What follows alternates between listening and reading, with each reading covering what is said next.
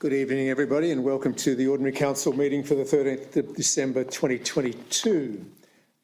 Just a couple of things, please. Mobile phones, would you mind? Have them on silent or otherwise. And tonight we have some differences. We do have apologies coming up, but I'll just say that Councillor Keeble is an apology. But we also have joining us in a hybrid session is Councillor Nicholas, whom people at home and on the YouTube will be able to see.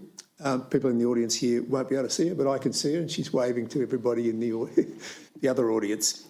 Righto. Item number 1, recording and live streaming of council meetings. Please, Mr. Jeremy. Thank you, Mr. Mayor. All council meetings are filmed with both video and audio being recorded. Video is focused on a specific area, however, audio from the entire room is captured. In common with all narrative during council meetings, verbal responses to congratulations, obituaries and question time will not be recorded in the written minutes. By submitting a question, you consent to your question being read aloud at the meeting. The reasoning behind recording council meetings is to hold us more accountable and to improve the transparency of council's decision-making to our community. The full meeting is being streamed live on council's YouTube channel, which is Alpine Shire Council, and it will also be available on the YouTube channel shortly after this meeting. Thank you. Item 2, the acknowledgement of traditional custodians. Please rise. The Alpine Shire Council acknowledges the Taungurung traditional owners and their ancestors as the traditional owners of the land we are now on. We pay our respects to elders past and present. We also acknowledge those people who have contributed to the rich fabric of our community and strive to make wise decisions that will improve the quality of life for all. Thank you. Confirmation of minutes from the Ordinary Council meeting, the 8th of November 2022. Recommendation that the minutes as circulated be confirmed. Could I have a mover and seconder, please? So moved. Councillor Kelly and Councillor Prime. Seconded. Any comments? No. Those in favour? Thank you. That's carried. Item 4, apologies. As I said, we have Councillor Keeble as an apology. Any other apologies tonight?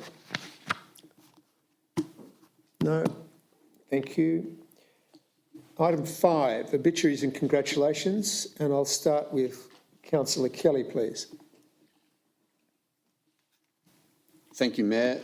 Just wanted to acknowledge the passing of Derek Rowland in our community. He was a resident of Bright for some 5 odd decades, many roles in the local RSL and ultimately a life member.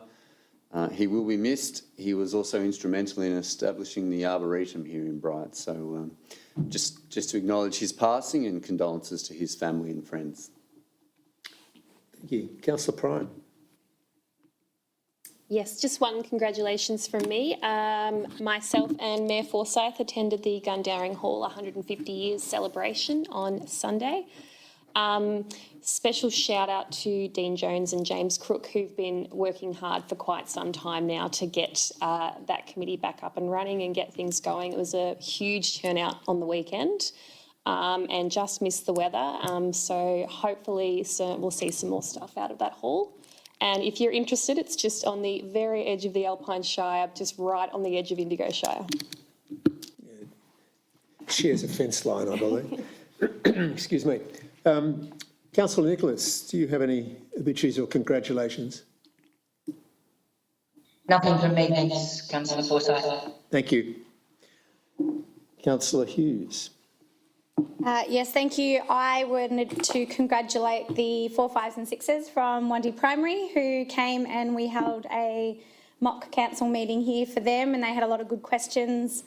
And we actually went overtime with all the questions that they had and just had a really fun, happy experience with them. And as promised, guys, shout out to you all. I'm wearing my tie. They said they were going to be watching it back tomorrow, so I thought I'd better jump in early and say hi to them all. Councillor Janus. Thanks, Mr Mayor. Recently I attended the Myrtleford CFA presentation dinners, which is recognition of our volunteers throughout, it was full Myrtleford, but it's really throughout that whole of Shire. There was one in particular, George McPherson, OAM, who received his 70-year medal for being a member, and he is still an active member of the CFA. And just remind people that the fire season starts on the 19th of December. So please be careful. Thank you. Okay, moving on. Item 6, declarations by councillors of conflict of interest. Do any councillors have conflicts with anything on tonight's agenda? No, thank you very much. Public questions. We have actually three public questions that have been on notice. Before I go through these, I will ask from the floor, though, if there are any public questions from the floor tonight. Quick clarification there. For the issues that are following on, will there be an opportunity to ask questions about some of the agenda items? It's probably better to ask them in the public question time if they are really pertinent.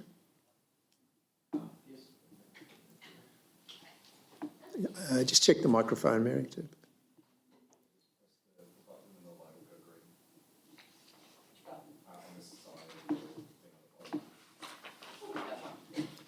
Okay, Mary Pike from Toowoomba South. Just a query about 8.2.8 tonight. I just wonder if you really are intending at some stage to demolish the Toowoomba Hall. I think it might be the Scout Hall, maybe for demolition, and I think it probably just needs a bit of correction in the agenda. Thank you. It would not be good if it was the Toowoomba Hall, would it? Thank you.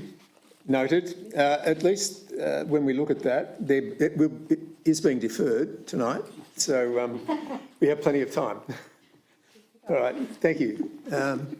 Bruce, did you wish to? Okay, thank you.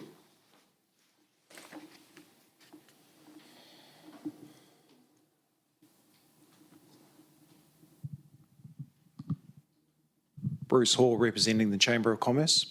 So question on 8.2.1, the key worker housing pilot and the affordable housing analysis.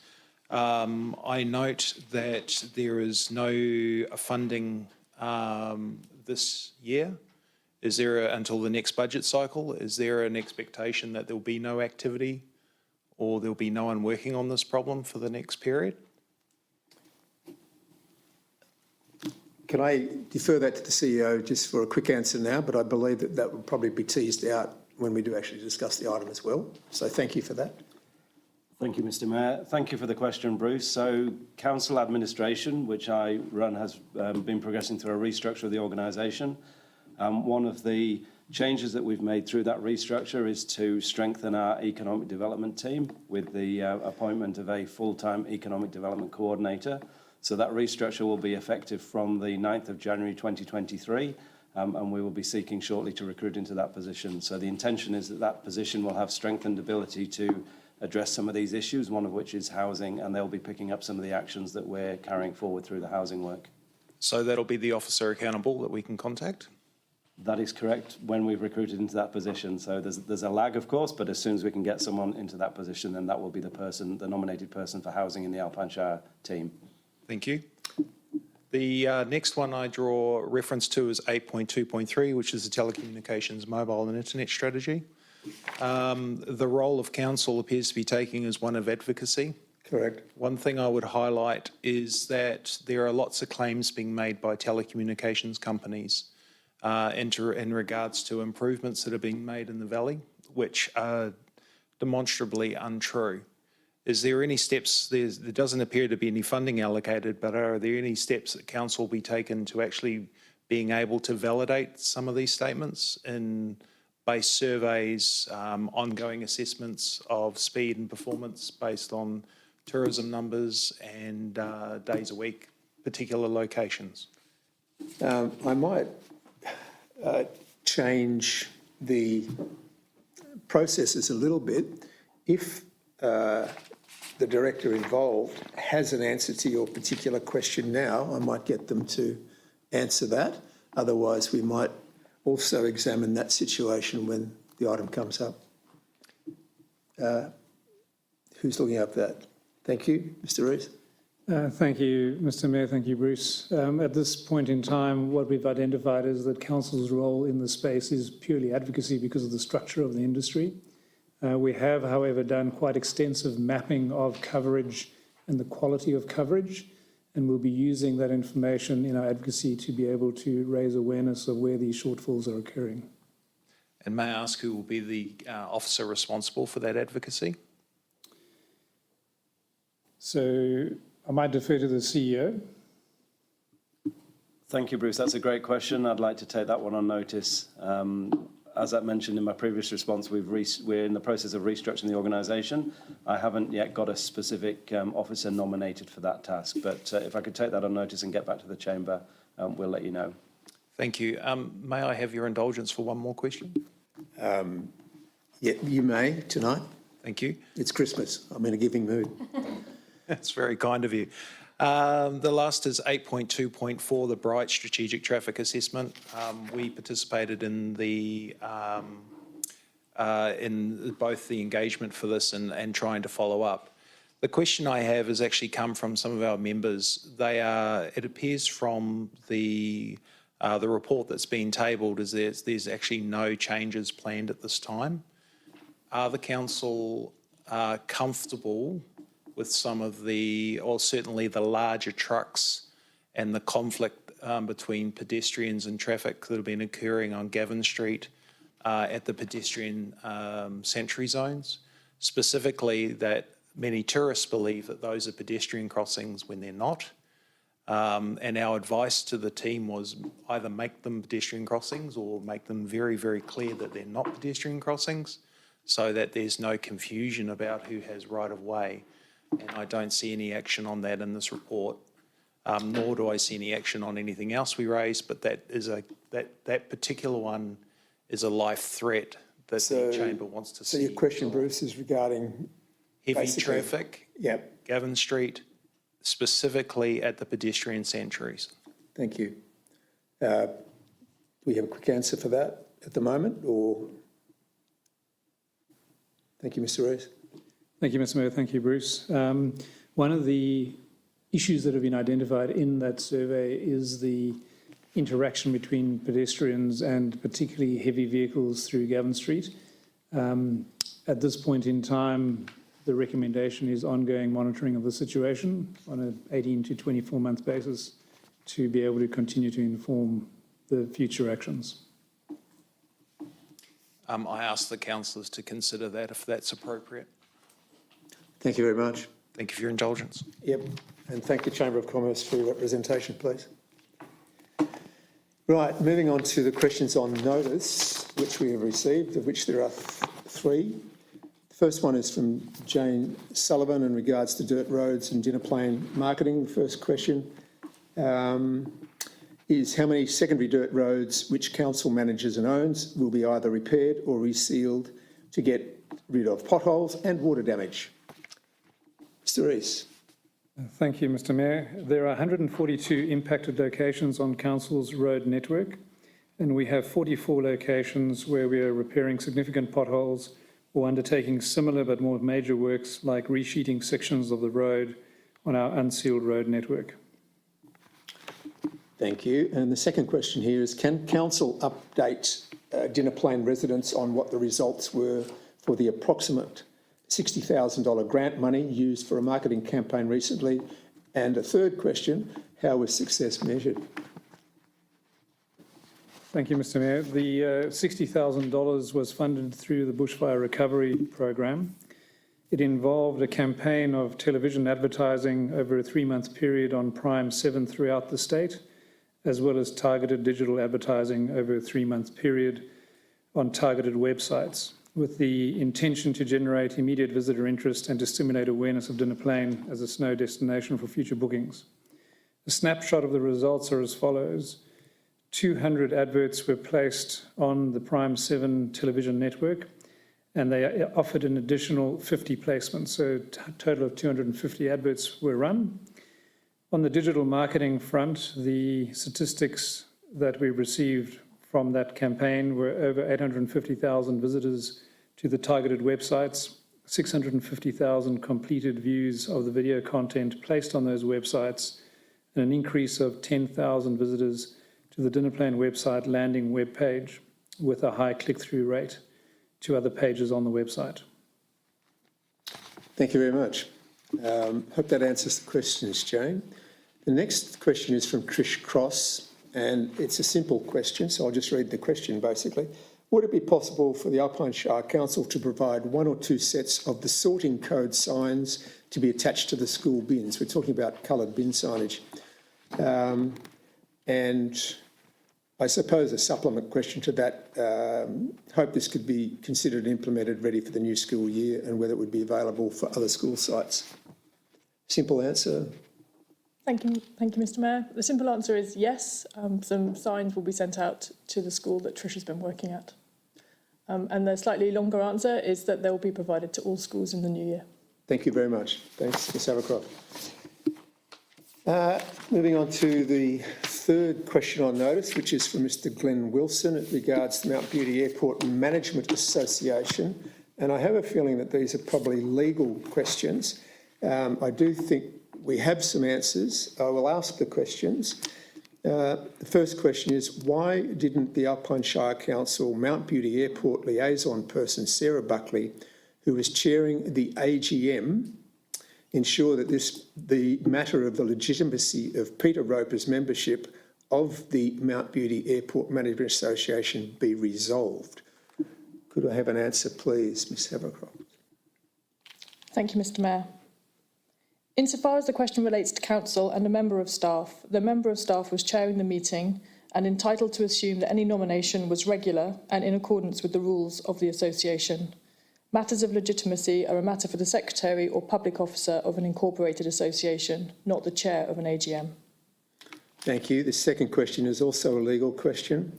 If, according to the rules of the Mount Beauty Airport Management Association, the membership of Peter Roper is invalid, i.e. he is not actually a member, does that mean that any decision made by Peter Roper on behalf of the Mount Beauty Airport Management Association is invalid? Thank you, Mr. Mayor. This is not a question that council is in a position to answer.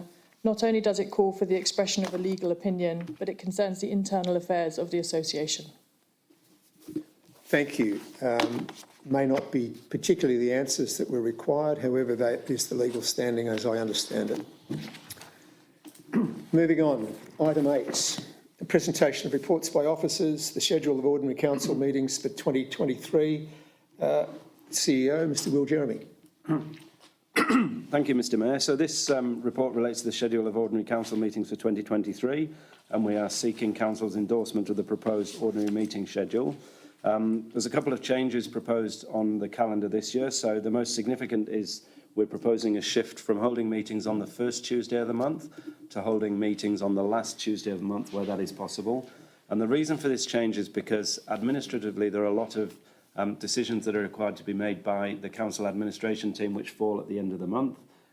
Typically those that come about through legislation, but also if you think about the budget process, we've got end of financial year deadlines.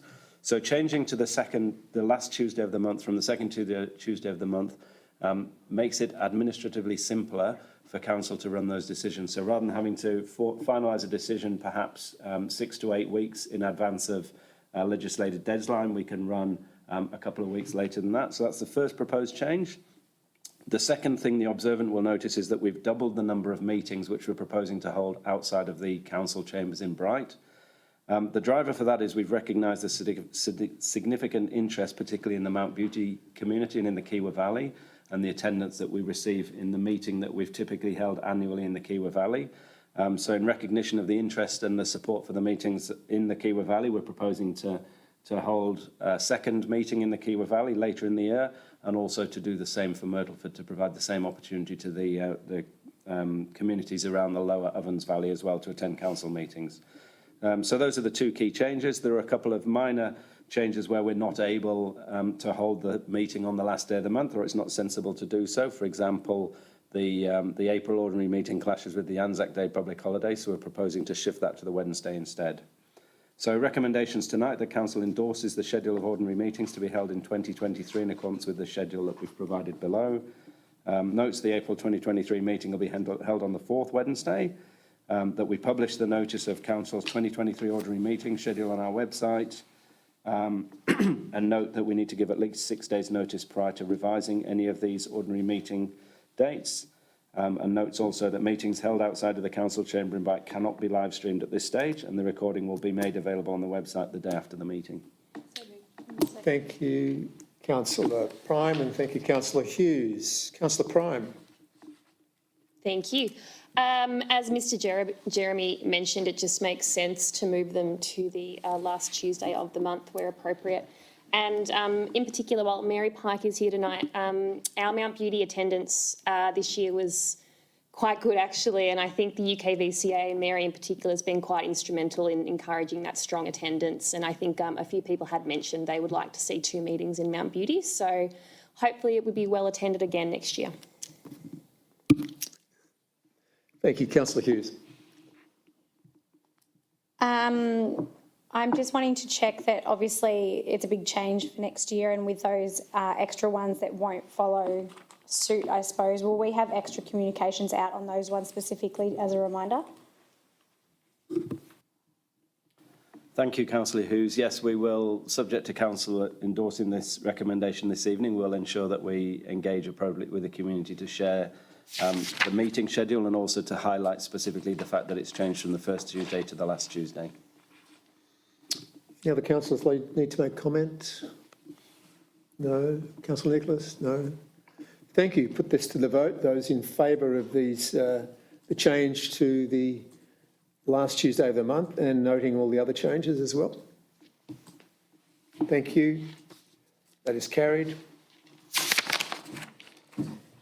Item 8.2, Director of Assets, Mr Alan Rees. 8.2.1, referred to briefly in question time, key worker housing pilot and affordable housing analysis. Could I just get you, please, Mr Rees, to give us a potted background and any issues that you see arising from this recommendation, please? Thank you, Mr Mayor. The background really is associated with the affordability and availability of housing that has deteriorated over the past 5 years for a variety of reasons outlined in the report. And the impact that housing affordability has had on the community includes a shortage of housing for key workers, and it is estimated that 65% of the working population in the Shire are classified as key workers. In 2021, Council secured some funding from the state government to deliver 2 projects, as you outlined, the Key Worker Housing Pilot Program and the Affordable Housing Analysis and Action Plan. All works identified in those 2 projects were completed and a number of actions have been taken. The 3 main actions are the development of a business case for 5 key worker accommodation units to be installed in each of the council caravan parks. And once that project costing has been determined, to seek funding for opportunities to design and construct the installation of those units.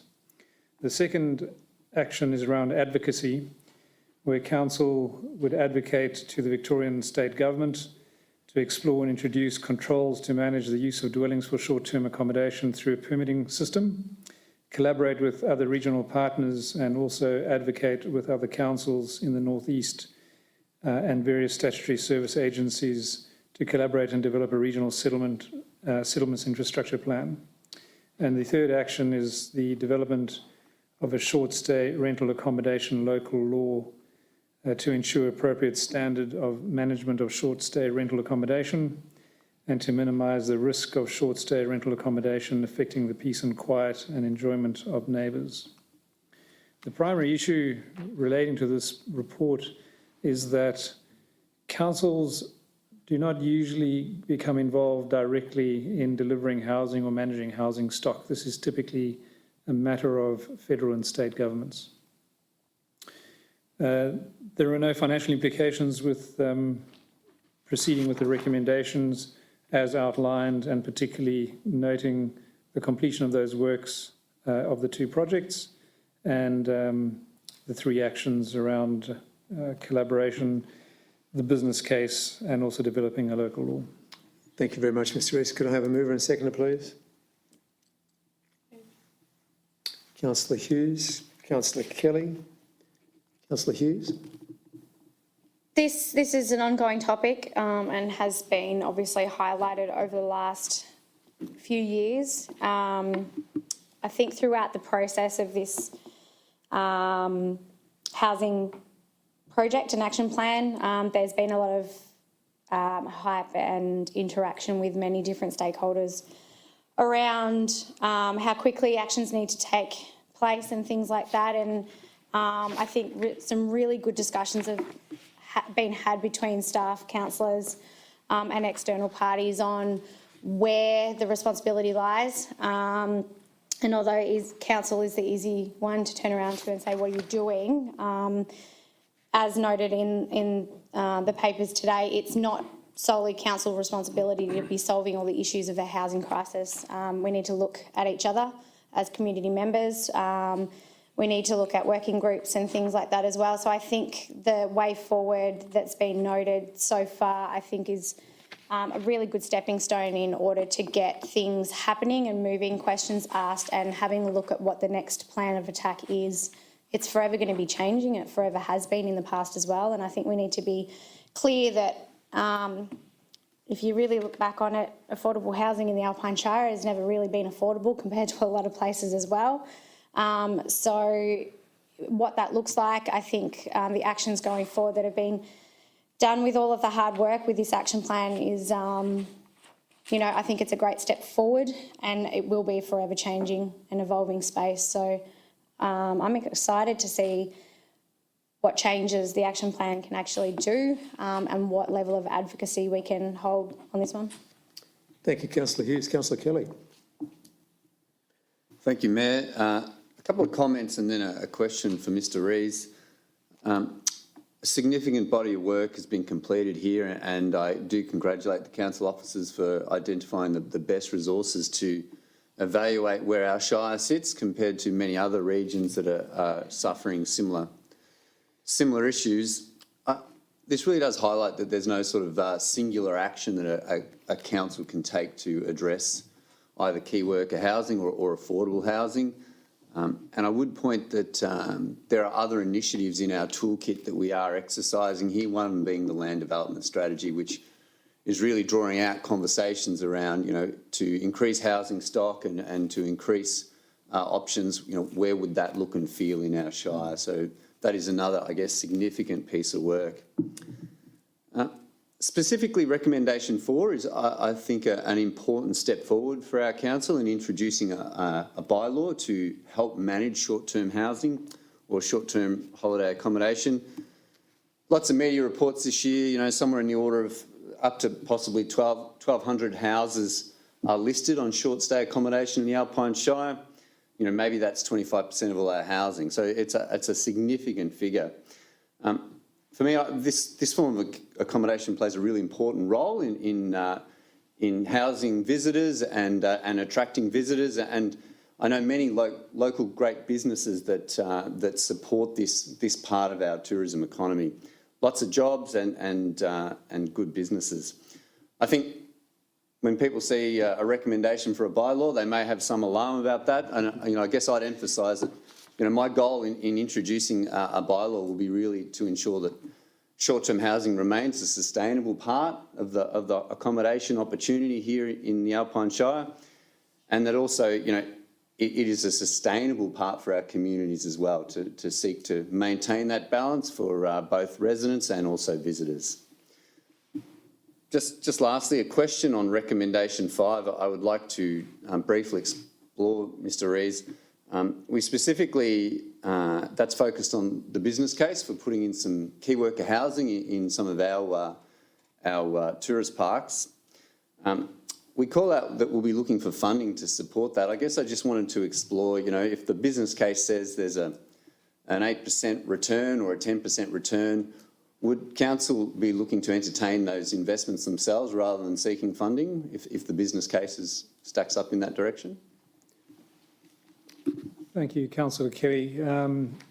maybe as a bit of context, we know of other councils that have gone down this path, and they were successful in securing a partnership arrangement with state government, which enabled the development of the business case and the actual implementation of units in caravan parks. So we're not the first to explore this.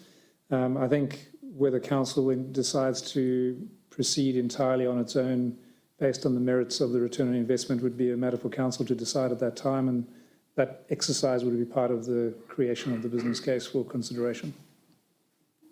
Great, thanks, Mr. Rees. Any other comments from councillors? Yes, Councillor Janus. Thank you, Mr Mayor. Thanks, Councillor Nicholas. Next. Oh, apologies, I forgot. My apologies there. To you, Mr Rees. So what concerns me about item number 5 is fairness and equity.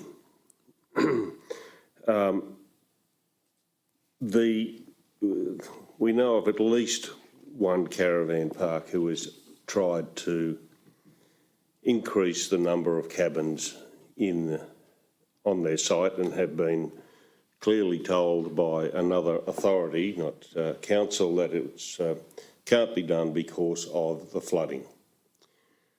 So, they've gone away and been very frustrated in relation to that.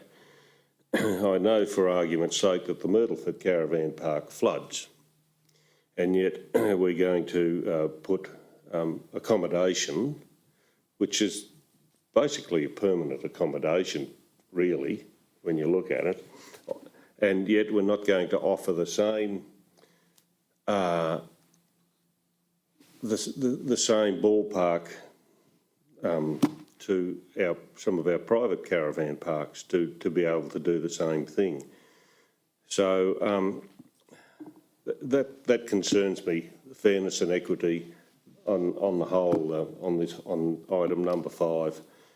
And we could be at an advantage to private enterprise because we own the parks and we could get state funding or other funding to build these things, whereas private enterprise may not. So that is a concern for me, and I hope that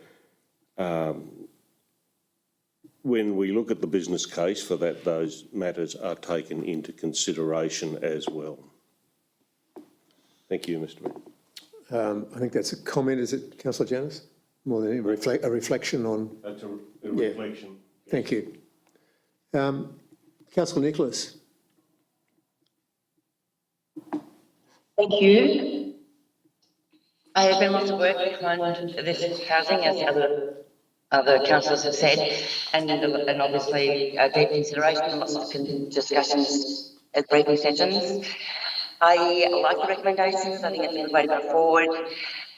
The increase in population and need for housing isn't going to go away, and I think we need a sustained approach. So there's 5 cabins, and I take your comments on board, Councillor Janus, just that it's awkward when there's some places that can have cabins and some places that they're not approved. But we need a sustained approach over several years and working with all levels of government as well as business owners and community. So I think we're stepping forward in the right direction. Thank you, Councillor Nicholas. Anybody else like to make comment? No? Councillor Hughes, it's back to you. Thank you. Just one clarification. Council go through the same planning processes as private enterprise, I assume? Same referral processes as well? Thank you, Councillor Hughes, and yes, to your concerns, Councillor Janus, council is no different to any other landowner, and we will need to comply with any requirements from referral authorities.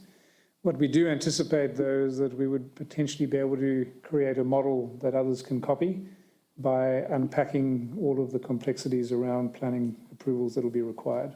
But council is subject to exactly the same requirements as any other landowner. Thank you, Mr Rees. Mr Hord, we didn't actually talk about the budget, but I think from the discussions and what's come up tonight, I think you'll find that this is going to stay live, whatever's happening. So I think there's going to be resources put towards it. Okay, no other comments. I will now put this to the vote. Those in favour of the recommendations as read. Thank you. That is carried. 8.2.2 Bushfire Recovery Grant Funding 22-23. Again, Mr Rees, please.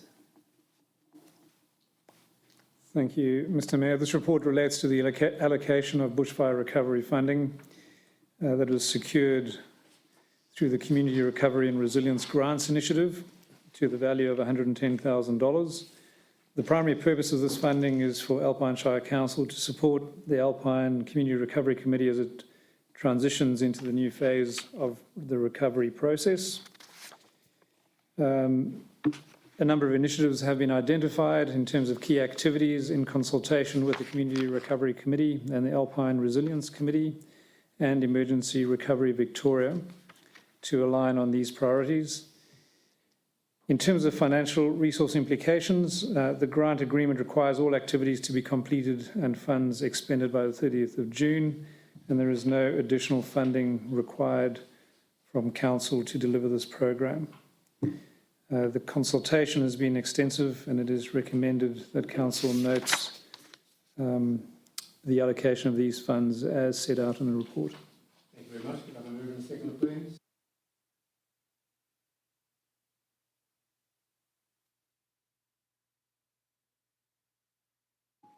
Yes, thank you. That's an important piece of funding for our community resilience actions, post-fires and ongoing, and in particular the section with community leadership there. It will give people who may not have had the opportunity to participate in leadership programs, and that will assist the community going forward into the future. The professional services for delivering that, I assume that's like a staff cost, that's $60,000? Thank you. Or is that combined with the $5,000 administrative, or is that both? The professional services are particularly for expert professional services that will be consulted in and procured to provide particular works that have been identified, whereas the staff costs are for council staff and also some CRC costs. Okay, thank you. That's it. Thank you. Councillor Prime. Thank you, Mr Mayor. As Councillor Janice said, really important funding. Important to note there, just the consultation that was done with the Community Recovery Committee and the Resilience Committee. It's important to speak to these bodies, and like Councillor Janice said, really important with the leadership there and the money going towards that. And so, like you said, post-fires and going into the future as well. Thank you. Thank you. Any other councillors? No. In that case, Councillor Janice, no further comments? No, thank you. Put it to the vote. Those in favour of the recommendation? Thank you. That's carried.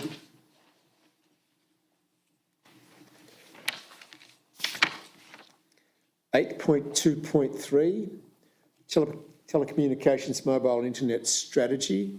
Mr Rees again. Thank you, Mayor Forsyth. This report relates to the telecommunications mobile and internet strategy. And I think it's important to just reflect on the background as to the origin of this work, really linking the reality of our more digitised world and the need for connectivity to advanced digital services that is increased, particularly when it comes to emergency events like the Black Summer bushfires in 2019-2020. This initiative was identified in Alpine Shire's community vision of 20 to 2040, and Council supporting the priority of this priority by developing a telecommunications strategy that has been funded through the Commonwealth Government.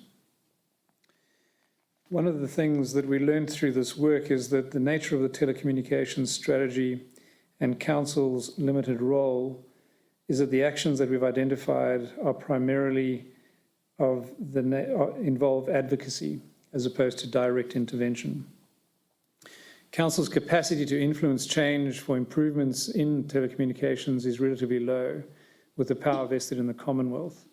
And so one of the key recommendations coming out of this work is to develop our advocacy to be able to work with Commonwealth government and also the telcos to raise the awareness of investment required to address some of these black spots that have been identified through the work. Thank you. Could I have a mover and seconder, please, for this recommendation? Councillor Prime and Councillor Janus. Councillor Prime.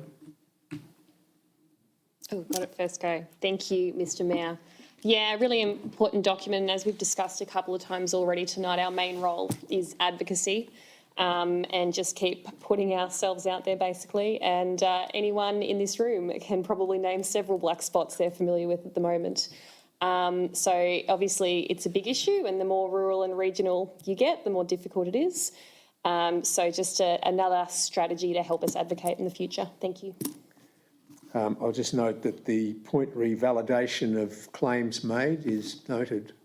Thank you, Mr Hall. Councillor Janus. Yep, got it.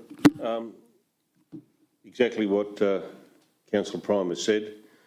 However, the federal government, and I'll take this up with what Mr Hall has mentioned, federal government has given money to local, they're not here, but they are close by. I think it might be Wodonga, to a business, to go to different communities such as, here we go, Buffalo River, Nug Nug, Mariang South, Buckland Valley, to help improve the connectivity in those areas. Now, I'm not quite sure when they're going to provide that service. It's not something that the council is directly involved with, because if they were, I'd probably give them a little kick up the backside, because there are a number of residents, once the letter has gone out to the residents out in those areas, are still waiting to be heard re their concerns. Now, this was a rather large grant that this private company has received, and yet I believe that they are actually dragging their feet in that, and if they want to prove me wrong, then I'm happy to take that on board. But as of yesterday, the people I've spoken to in Buffalo River have not been contacted, even though they've put their expression of interest in. So part of the advocacy role starts right here tonight in getting some of these companies who have received federal funding or other funding to get their act into gear. We're starting the fire season on the 19th of December. And the reason they've got these monies is because of the last big fires we had in 2019. So it's time to get a little bit of action out of it, and they're not hard things to do. They've done a lot of the work around the area. We've got a report here that sits here that's been done, and they can tap into that as well. And if there are other companies out there as well who have got that we don't know about, then I think we need to push them along a little bit as well. Thank you, Councillor Janus. Anybody else would like to say anything regarding this noting of the strategy? Yes, Councillor Kelly. Thank you, Mayor. Look, really informative piece of work. I think connectivity is of significant importance to our shire. Just a question perhaps either for Mr Rees or Mr Jeremy. We've got a strategy document here. We've got some clear items that we seek to action. Is there a view on how they would be resource tracked and reported?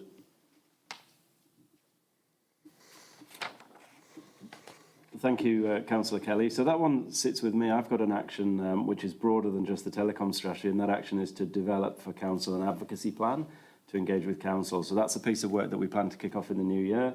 So we've spoken tonight, even just two areas around housing, around telecoms. There are advocacy actions sitting in both of those areas, but more broadly across council, there's other areas where council advocates. So the action's with me. I need to sit and establish and work with council to develop a plan, and then we need to look at the resourcing that goes with that and where we put those resources. Thank you. Does that answer the question? Thanks, Mr Jeremy. It sounds like a few of us should pack our bags for a trip to Canberra. Yeah, and the hall's in Melbourne. Yes.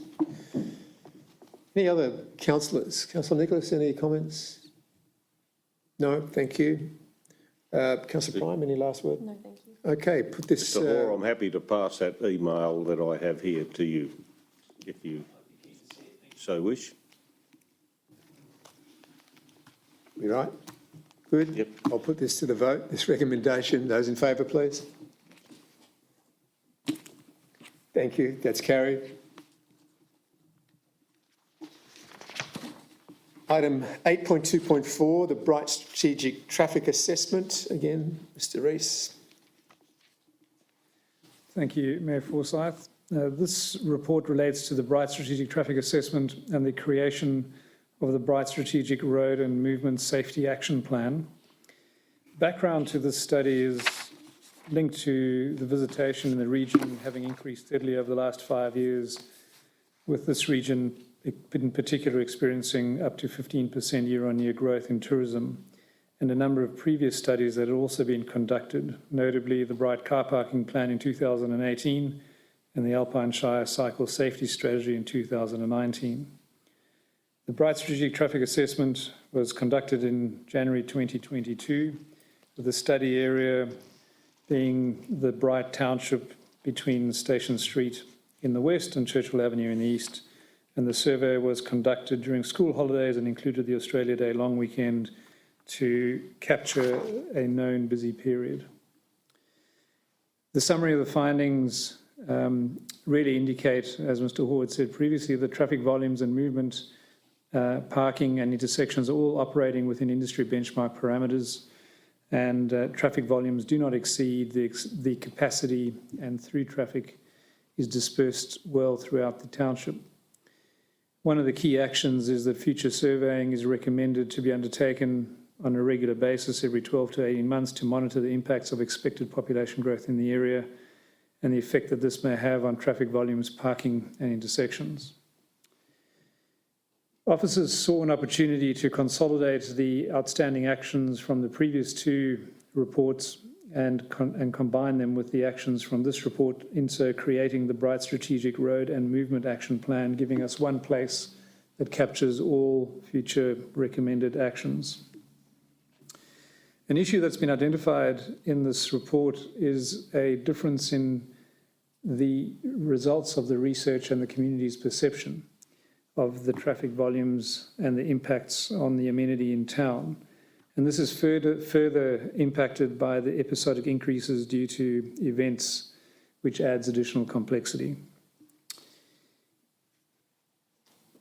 Based on the extensive consultation and the recommendation to monitor on a regular basis, it's recommended that Council adopts the Bright Strategic Road and Movement Safety Action Plan and notes the technical document that is the report from this particular study. Thanks, Mr Rees. Could I have a mover and seconder, please? Councillor Hughes and Councillor Kelly. Councillor Hughes. We all know that when we have an influx of visitors, that's when people are probably perceiving what our traffic management and car parking plans look like. And the assessments have been done, the plan's been put in place that goes through till 2025. As Mr Rees has noted, it's going to be regularly assessed. And with potential growth in our area, that regular assessment I think is going to be really key in knowing whether we need to pull that action plan out and reassess it earlier than 2025. So this is where I urge people in the community to be vigilant and get in contact when you see something that isn't working, because we don't have eyes on the ground all the time. And we rely on people that do see things happening and changes that could work, or ideas and things like that. We welcome all of that as well. So the merging of these two documents makes perfect sense to have it all centralised. But I think the key to this is definitely regular monitoring of what this looks like with the growth over the next few years. Thank you, Councillor Hughes. Councillor Kelly.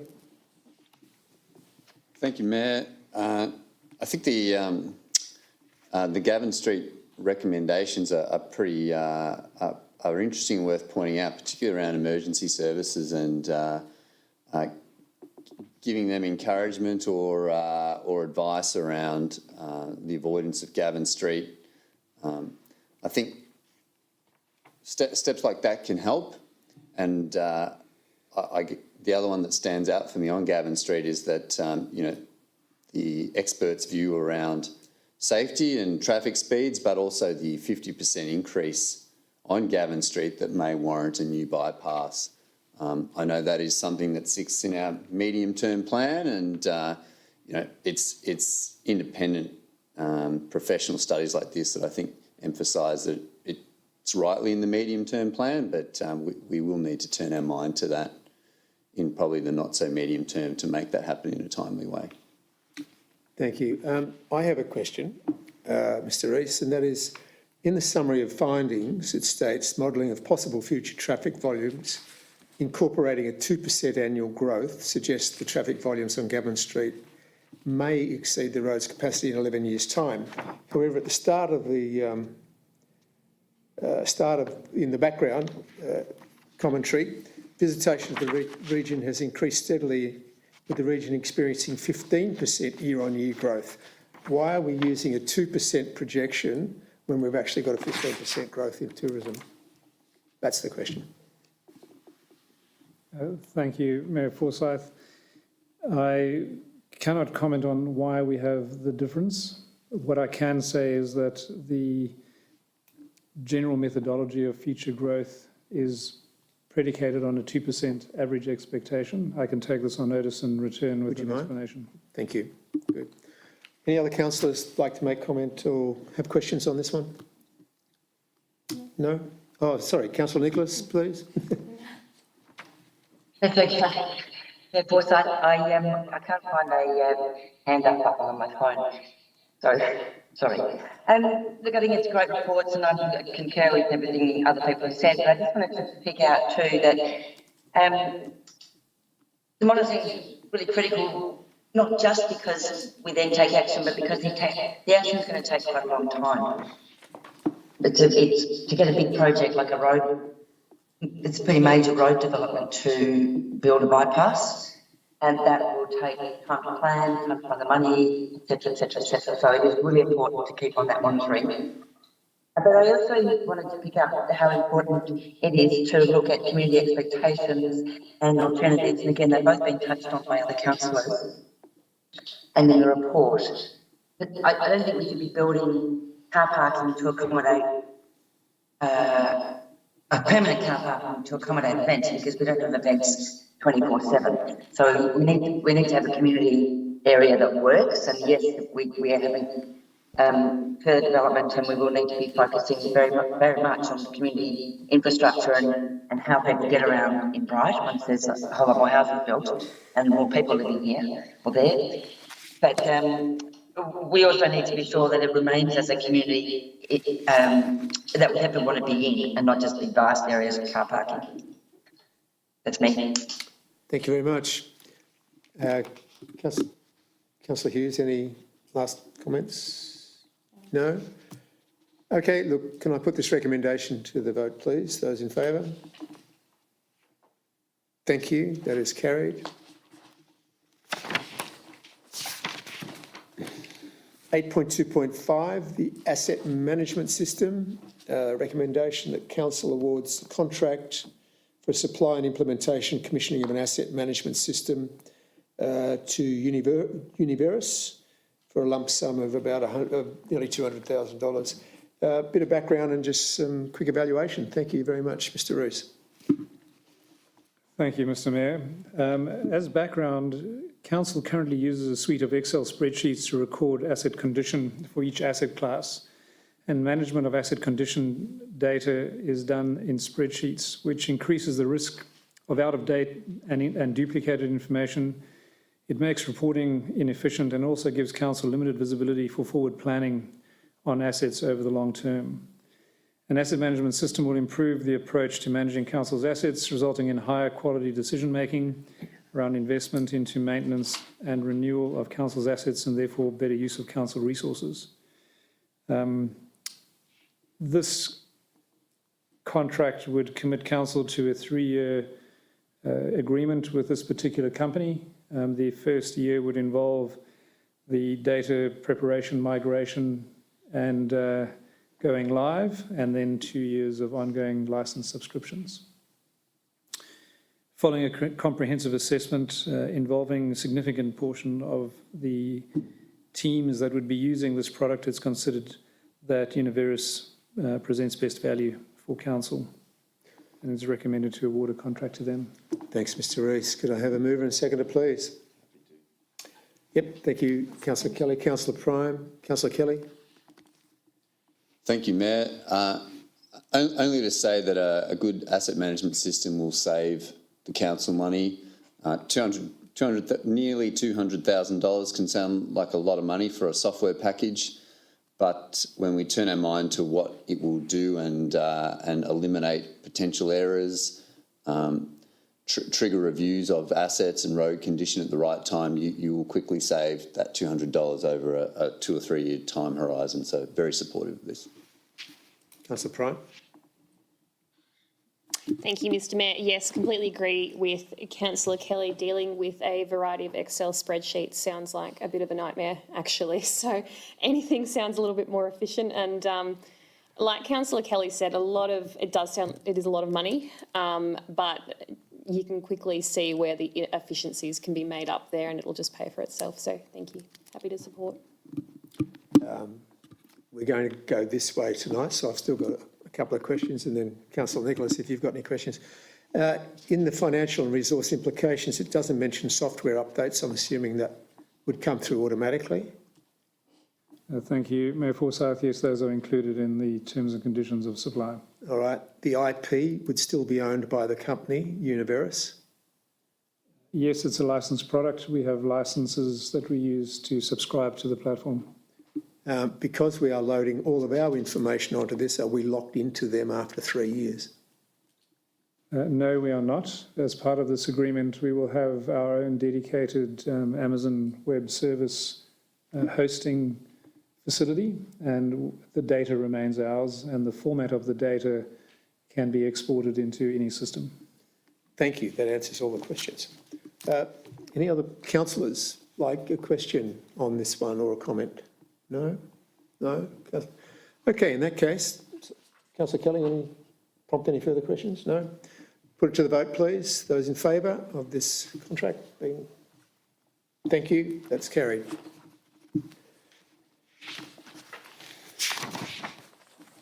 (8.2.6) Mountain View Children's Centre Lead Design. You could read that as lead design. Lead design consultant. Thank you, Mr. Rees. Thank you, Mayor Forsyth. This report relates to the award of a design consultant to lead the concept design for the Mountain View Children's Centre in Myrtleford. As a background, Council secured $150,000 of funding from the VSBA, the Victorian School Building Authority, to undertake this work. And there is a structure to this that the VSBA have introduced, where they make funding available for a design phase, and once that's complete, then there is a separate part of the program where we would be able to apply for construction funding. I think the key, which is why this is such an important project for us, is that the future expansion of the centre will yield an increase of a further 50 to 60 childcare places, and take the maximum capacity of the centre from its current 90 to 150 places. In terms of issues, the funding agreement requires these works to be completed by the end of this calendar year, and Council is seeking a variation from the VSBA, and they are open to doing that. So if this was carried, the contract would only be awarded after that variation had been secured.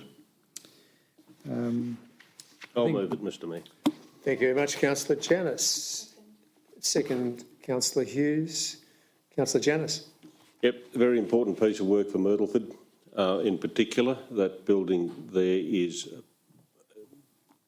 by its use by date, I believe, and the children should be, and the parents of the children should expect to have some better facility there. It is in a good location, and I note that with the expansion of Bright, as we have here, and we thought we'd made something really future-proofed for some time. It has not worked out so well in that regard. So I'm hoping when we do that design and looking, look at our land development strategies going forward and, what we expect, then we could build in just that little bit more for the future, because when you look at the amount of new buildings that are going up in Myrtleford and estates, and also there'd probably be a catchment from the upper end of the valley as well, and might take a little bit of pressure off Bright, hopefully. So, let's get on with it and design a lovely facility for our future leaders. Thank you, Councillor Janus. Councillor Hughes. This is exciting for Myrtleford. Obviously, we've seen the expansion of Bright happen and fill up. No doubt the expansion to Myrtleford will do the same. Within the Alpine Shire, it's not necessarily Myrtleford with Myrtleford students, I suppose. It's, we all live, work and move within the Alpine Shire, and it's there to accommodate those that are able to utilise that service where they need to. So it is exciting that this can be a step forward for that centre. I do have a question though. If we aren't successful in seeking the variation for the funding, what happens there? Do we don't have that money to scope further? Councillor Hughes, I wouldn't like to speculate to the negative. The indications that we've had so far in discussions are very positive, and we expect that we would secure that extension. Excellent. Great. Thank you. Any other councillors make comment? No? Okay, well, let's put this to the vote, please. Those in favour? Thank you. That's carried unanimously.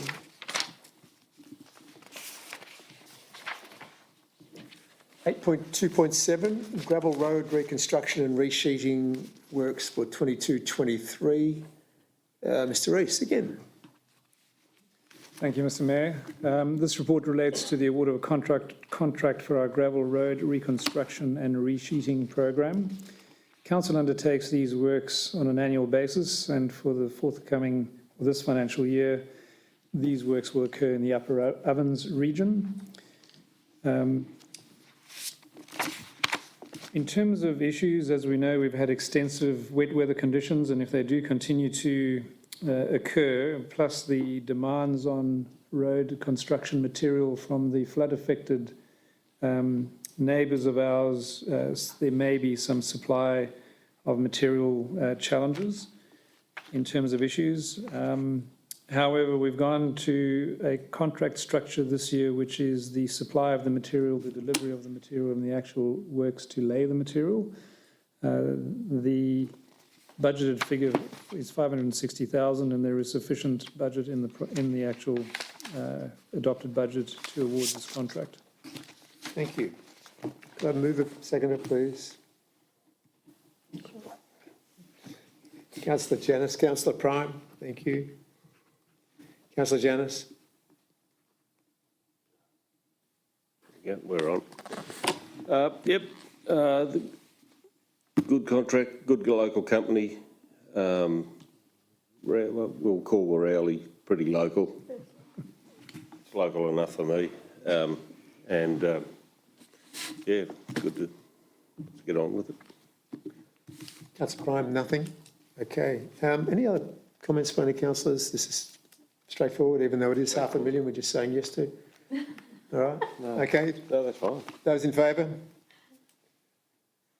Thank you, that's carried.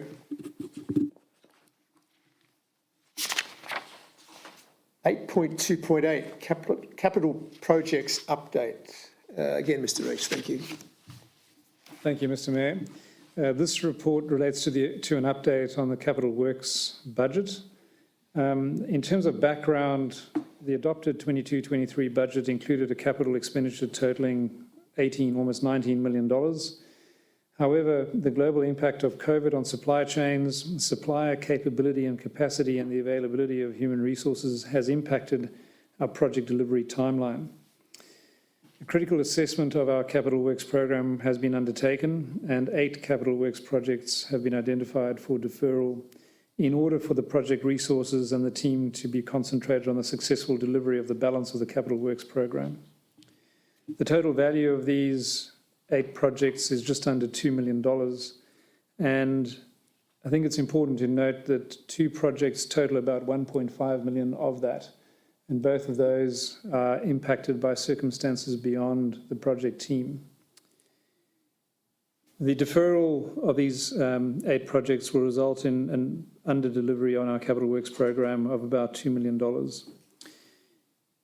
Since July, we've been working hard to secure the resources required to deliver the program. However, given the reports at the end of Q1 in terms of performance, it's appropriate now to recognise that it has not been possible to secure the human resources required to deliver the program and make the necessary adjustments to the anticipated works program. Thank you. Mover and seconder, Councillor Prime and Councillor Kelly. Councillor Prime. Having trouble tonight. Thank you, Mr. Mayor.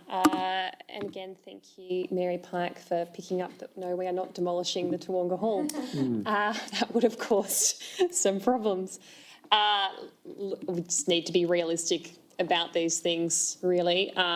We've had some good discussions about it, and, it's not what we want to be doing. Preferably, we want to stick to all the projects we can get done, but need to prioritise, basically, and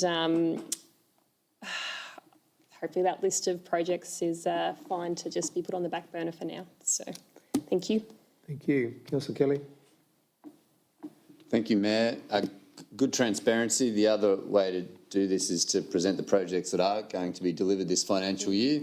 But I think at this juncture, it's good to call out where we are facing challenges and refocus our effort on where we do have the opportunity to deliver. So, no further comment.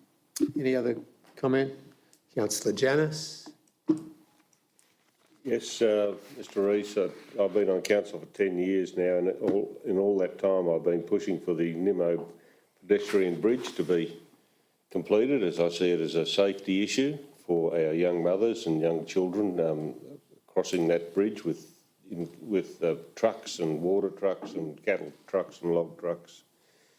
I hope that, although I accept the recommendation that particular issue, and I know there's more than just one issue with that, I'm aware of that.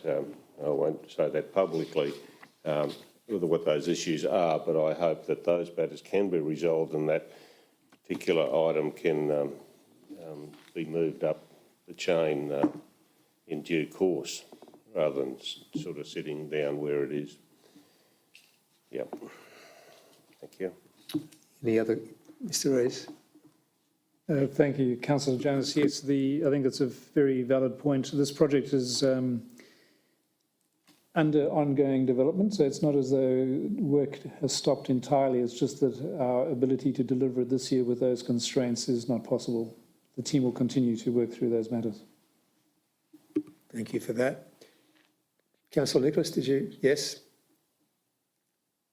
I just wanted to congratulate the team on these and capital works management, so we're not getting to the end of the year and going, oh, what can we do that? Of course, in the year, so that we Councillor Nicholas, if you, but also recognise that there are potentially projects that committee members are really keen to go ahead and the comment with Mr. Rees about they're still working towards achieving. Also thinking for that one. Councillor Nicholas, just when you are commenting, if you sat back just a little bit, your voice is not coming through when you're very close, that's all.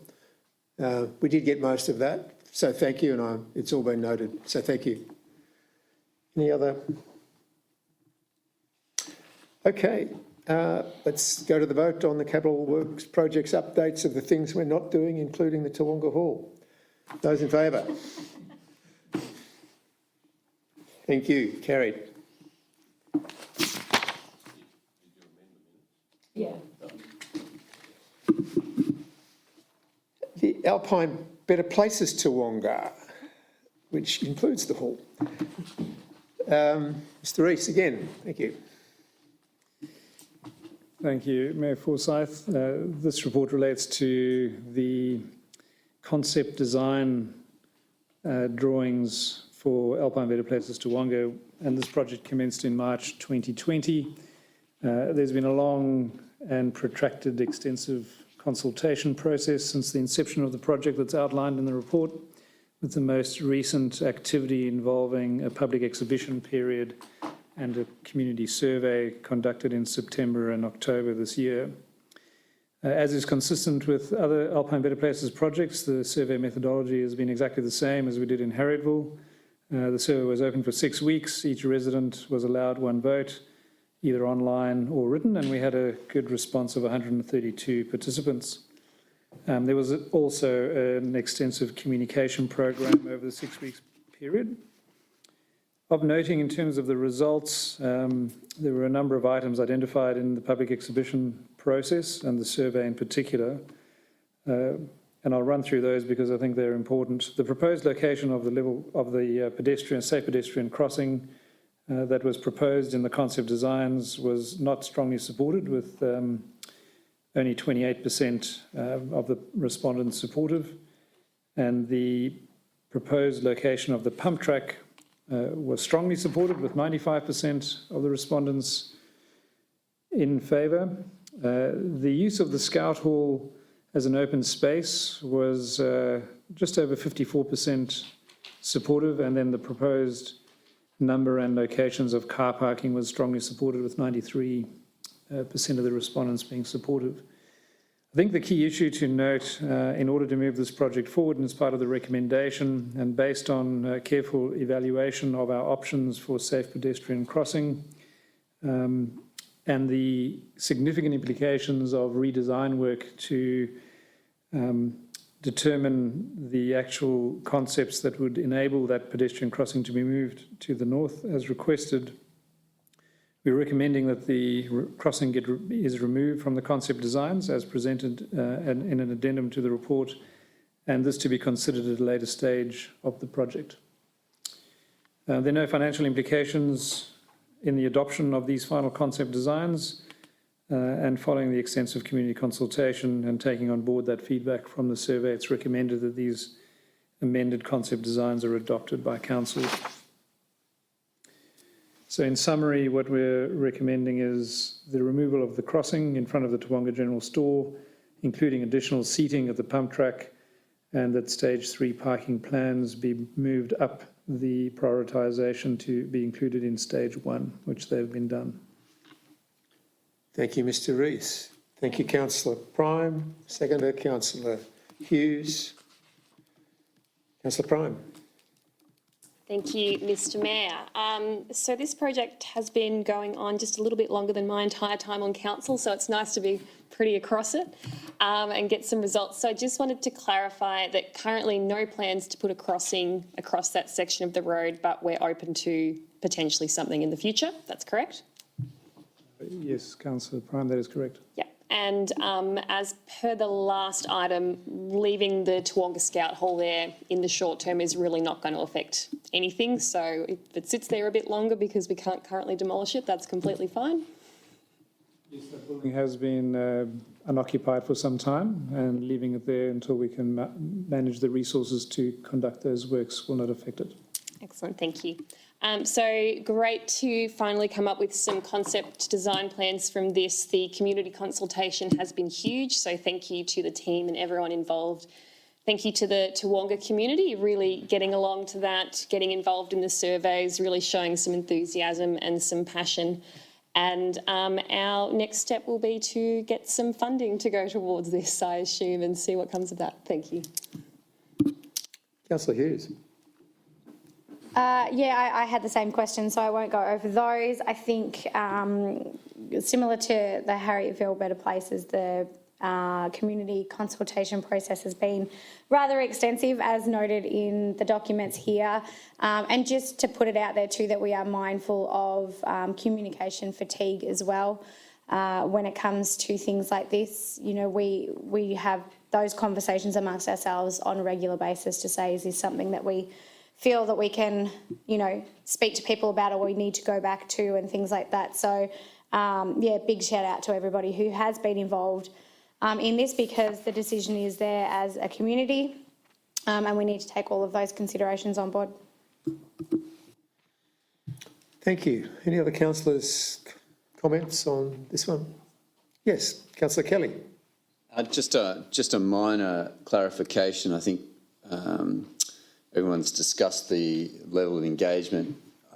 On the bottom of page 31, I think April 22 would have marked the consultation session number 5, and May 22 would have then been the consultation number 6, just going through the sequence of events there. Thank you for the clarity. Any other comments? No? I shall put this to the vote then. Those recommendations. Those in favour, please. Thank you. That is carried. Right.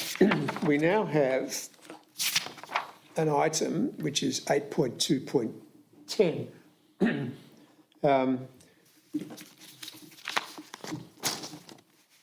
Which is the introduction of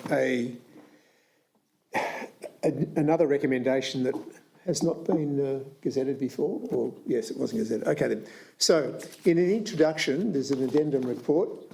That council consider an addendum report at this meeting to consider emergency flood repair civil work contracts. The item was not included in the original agenda, but is considered urgent business due to having been a declared disaster under the Disaster Recovery Funding Arrangement. The late inclusion of this report is in accordance with Council's Governance Rules, Chapters 3, Part C, Item C, 4.2. Could I have a mover for this addendum, please? Councillor Prime, seconded Councillor Janus. Do you need to comment on this, or we just take the vote? Can I? Yes, Councillor Kelly. Sorry, Mayor. Just a point of clarification. The scope of this work. Do we anticipate that will include the Bogong High Plains Road? The scope is in the 8 next to part. 11. 8 Okay, to 11. sure. All right. Any other comments? Required clarity? No. Put this to the vote, please. Thank you. That is carried. Now we move on to item 8.2.11. So, Mayor, just to the question I posed. Yes. I could have a perceived conflict of interest with respect to the Bogong High Plains Road if this is part of the scope. Moment. Mr. Rees may be in a position. Yes. Is Bogong's High Plains Road any part of this particular one, Mr. Rees?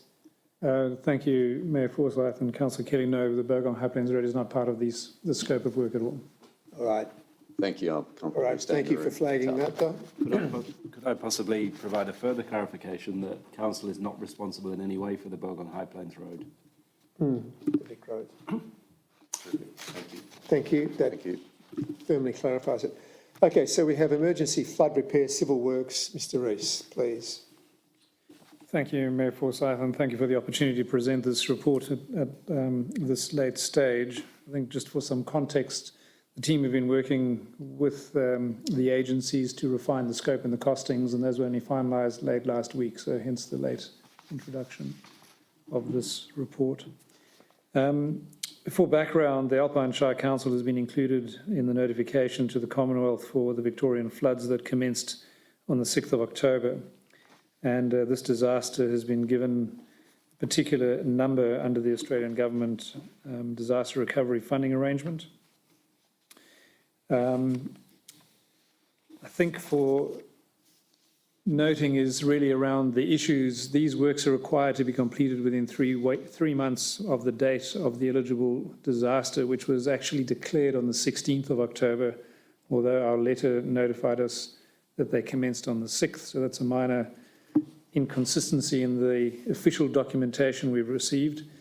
However, it's unlikely that all of these works will be completed by the 16th of January as required, and an extension to 31 March 2023 is likely to be granted by Regional Roads Victoria, who are the assessing authority. The initial condition inspections identified scope that was estimated at a total cost of $650,000. However, further condition inspections have been undertaken and identified additional scope, increasing the estimated total cost to just over $820,000. What's important to note here is that there's a significant chance that further scope development may be uncovered. However, there's a process that we are working through with Regional Roads Victoria in that any additional scope that we identify, we need to seek and receive pre-approval before commencing with the works, which I think is an important governance step, which speaks to the financial and resource implications of these works. So Council will be reimbursed for the eligible and approved expenditure, and hence this pre-approval process to ensure that we're conducting works that are pre-approved. And the Administration Authority will make payments based on actual eligible expenditure. And the important part here is having a regular basis for submitting our claims so that we get regularly reimbursed, not waiting until the end of the program. However, there may be a small risk that there would be some works that would be deemed ineligible despite having received previous approval. In the past, in these sorts of circumstances, that risk has been up to about 10% of the total value of works, which would not be recoverable. However, the governance process that's in place should address that risk. So following comprehensive assessment of the tendered schedules of rates from Richardson Earthmoving, Stadelman Enterprises, Northeast Civil Construction, McPherson's Earthmoving and Roach Excavations, the recommendation is that they represent best value option for Council given their capacity, capability and availability to conduct these works, and is recommended these contracts identified in the recommendations be awarded. Thank you. Councillor Kelly and Councillor Janus. Councillor Kelly. Thank you, Mr. Rees. Just a question to explore the mitigation of risk that some of the works are ultimately deemed not eligible. Do we have a corrective maintenance budget that could cover off that 10% expenditure risk? Yes, we do. However, the approval of the scope is linked to condition photographs, condition inspection reporting, and that approval process. But we do have an ability to cover that 10% under our existing budget. Thank you. Nothing further, Mayor. Councillor Janus.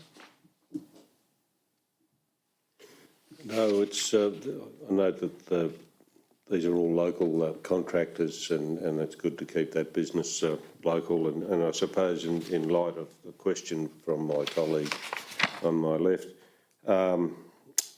that if we had that new computer program, we're going to spend all that money on, would make this job a little bit easier too, wouldn't it? Asset management tool. Thank you, Councillor Janus. Yes, it would, and it would also enable us to update the condition of these assets and be able to plan renewals and into the future far more proactively. That's a practical outcome for a good decision. I have a simple question, that is the management of this. is that one of the reasons why we've signed off on 8.2.8, the capital projects update, which we've dropped off? Is that part of our resourcing problem at the moment? Thank you, Mayor Forsyth. Yes, we had a team member join us to pick up some of the existing projects, and we redirected them, plus one of our existing more experienced team members to manage the oversight of these works. Thank you. Any other questions from councillors? No? Thank you. Let's put 8.2.11, the emergency flood repair civil works, to the vote, please. Those in favour? Excellent. That is carried. Thank you very much.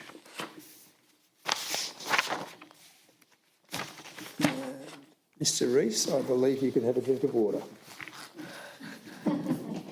Right, 8.3, Director of Corporate Performance, Ms Havercroft. 8.3.1, the budget report, the quarterly review. Thank you, Mr Mayor. So this is a report just to set out our financial position to the 30th of September, so it just takes in July, August and September. And as we heard in 8.2.8 earlier, it's a little bit out of date. So the period between September and November, significant amount of work has been done to determine which projects may not go forward this year. So here we have listed 5 projects that may get deferred, and obviously that now has become 8. So the council is currently forecasting at the 30th of September a full year surplus of 5.7 million, which is just 200,000 higher than the budgeted surplus of 5.5. So just as a comparator, that same number was 1.2 million at this time in 2021. There's many reasons that surplus occurs, and some of the highlighted increases in our income result from grant income. And some of these are not unexpected. So once again, we've received additional income under bushfire recovery. There's been an unbudgeted Yakvik Future Proof programme. There's income from the Papunka Caravan Park as a result of becoming the Committee of Management.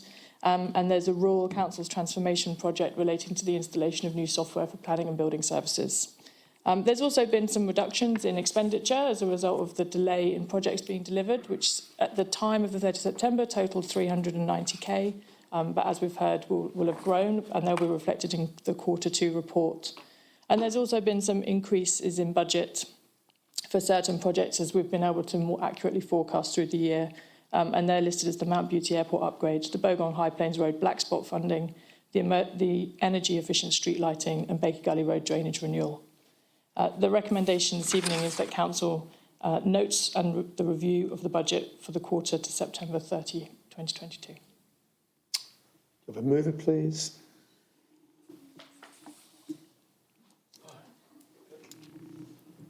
Councillor Janus, seconder. Councillor Prime. Councillor Janus. No, I won't speak too much to it. It's as noted in the report, and the good summary given by Ms Havercroft in relation to that. A lot of those funds are committed. It looks better on paper than what it actually is. So, but the important thing is that we have good oversight of what we're doing with our money and where it's going. So we're keeping good track of that, even though it's a little bit out of date, but nevertheless. Thank you. Councillor Prime. No, not much to mention here. Just thank you, Ms Havercroft, for mentioning those projects which we had deferred earlier in the evening. So thank you for mentioning that. Happy with that. Thank you. I'm sorry I missed, if you scroll down to the issues just for a minute, and I think it's that capacity constraints have led to project office resources being allocated to the following time-critical projects, but the projects that are listed are not time-critical because we've deferred them. Is that correct? Thank you, Mr Mayor. Excellent pick-up. So that sentence should read, capacity constraints have led to project officer resources being allocated to other time-critical projects, leading to a reduction in expenditure of 390k. Could we just change that accordingly? Any other comments from any councillors, please? No, in that case, let's put this one to the vote. Those in favour? Thank you, that is carried. A quick question, Councillor Nicholas, are you on a timeline, please? I am. I've got till 8:30, so I'm not exceeding other times right now. Right, so you've got plenty of time at the moment? It's nearly 8:30. Right, okay. Please indicate if you do have to leave. Thank you. 8.3.2, Quarterly Performance Report, Council Plan. Ms Havercroft. Thank you, Mr Mayor. The purpose of this report is to note the quarterly performance to the 30th September 2022 as reported against our council plan for 2021 to 2025. So the council plan is made up of 5 strategic drivers, and the reporting is a quick summary against all of those key drivers. If I just draw out one from each strategic driver for everyone's attention. Just for information, the council awarded community grants to 21 applicants totalling $71,275, enabling community projects valued at $222,000 to go ahead during 22-23. Strategic driver 2, for a thriving economy, council awarded festival and event funding to 32 applicants totalling $132,000 in sponsorship and logistics support, with a further $102,350 to support events that were unable to proceed in previous years due to COVID restrictions. So rather than cancelling the money, we carried it forward. The strategic driver 3, community engagement, has commenced ahead of the introduction of the Food Organic Green Organic service that will be rolled out on the 1st of July in 2023. Strategic driver 4, engagement for the land development strategy, which has been referenced a couple of times this evening, has commenced. And last, the strategic driver number 5, following the appointment of a new chief executive in July 2022, a review of the workforce is being undertaken. And as the chief executive has referenced, that will commence on the 9th of January 2023. And that's a review of our current organisational structure. The recommendation this evening is that council receives and notes the quarterly performance report. Thank you very much. Could I have a mover and seconder? Councillor Prime, Councillor Hughes, Councillor Prime. Thank you, Mr Mayor. Some great stuff going on here. Something that was said to me when I first got on council is that you're just in charge of roads, rates and rubbish, and that's the end of it. And I think if you look at something like this, there's some really fantastic stuff happening. The community grants, I've sat on these assessment panels. It's great. I think the more people that receive them, the more they tell others to apply for them in future, and it's more fantastic stuff we can deliver for the community. And just to highlight there as well, looking very forward to the food, organics, garden, organic service and the community engagement and everything that is to come from that. So can't wait to see what's happening there. Thanks, Councillor Prime. Councillor Hughes. It's funny that you say that it's all about rates, roads and rubbish, because the rubbish is the thing that I'm excited about with the FOGO as well. So I think being able to highlight these things as the good things that council are able to achieve and plan and achieve, I think is a really good, and I think there needs to be more communication around what it is that we are doing and doing really well and planning for the future of our communities. So, yeah, thank you for the report. Excellent. I have one question. Is this report published apart from in this agenda? Is it available on our webpage or something like that? Thank you, Mr Mayor. So apart from on the agenda, it isn't published separately on our website, but I'm anticipating that Ebony will produce some communications about the key things that sit within it as I think part so. of this council. That would be good. Thank you. Any other comments by councillors? No? Okay, let's put this to the vote. The recommendation, those in favour? Thank you. That's carried.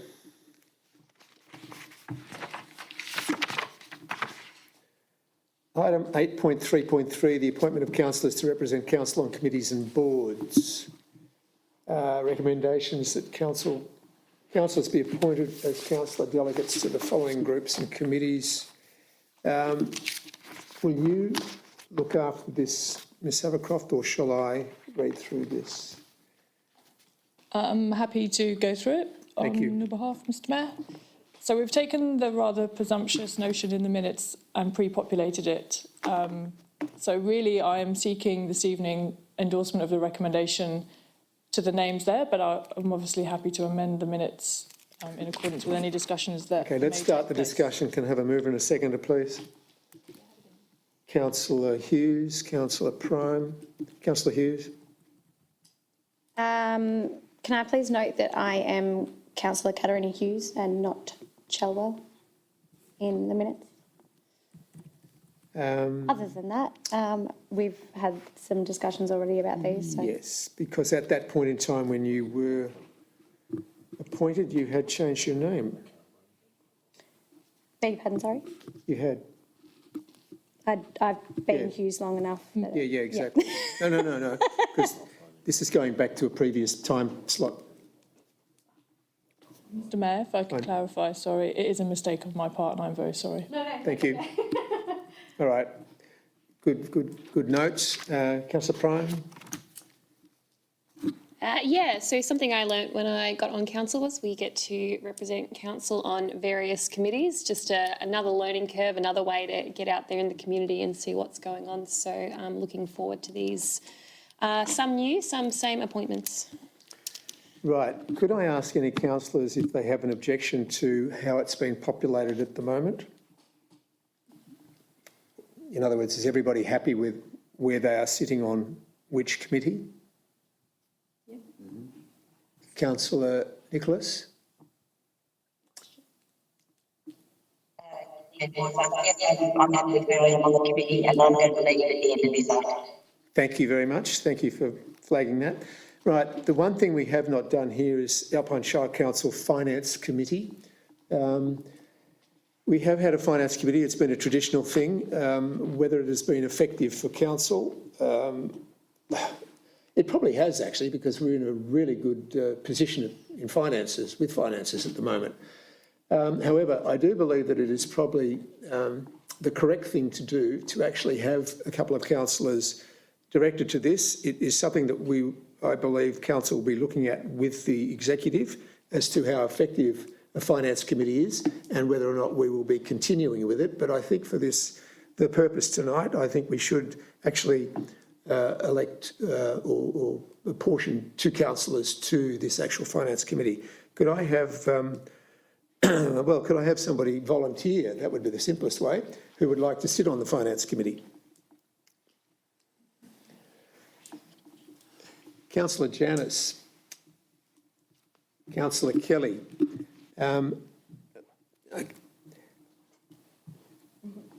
Do I have any objections to those 2 councillors sitting on this committee? Mayor, just one concern. That means Yes. Councillor Janus and Councillor Kelly are on the same 2 committees together. I think they cover on totally different things. They do. But thank They you. do. Just Yep, an they do. observation. It's an observation. I think that's a good observation. I'm hoping to get some good pointers from you. Right, okay. So I think this is a bit of councillor education time as well. Councillor Nicholas, did you want to say something? Yes, I can only comment that in the past, the finance committee members have been the same. Yes. Your vocals are dropping in and out. Can you hear me? Just put your thumb up if you can, please. Yep, okay, you can hear me. Your voice is dropping in and out, but I do take your point that in the past, that is correct. However, I believe that I believe they probably have different roles, and I think it may be good to cross-pollinate a little bit. All right? All right. So any other comments about this committee structure? No, in that case, I'm going to put this recommendation to the vote that these become the committees for the rest of this council year. Those in favour? Thank you. That is carried. And Councillor Nicholas, I note that you have left our meeting at 6:38. Thank you very much. Bye. Thank you and Merry Christmas. Thank you. It's actually 8:38 here in the morning. Bye. That's what I thought. Thank you.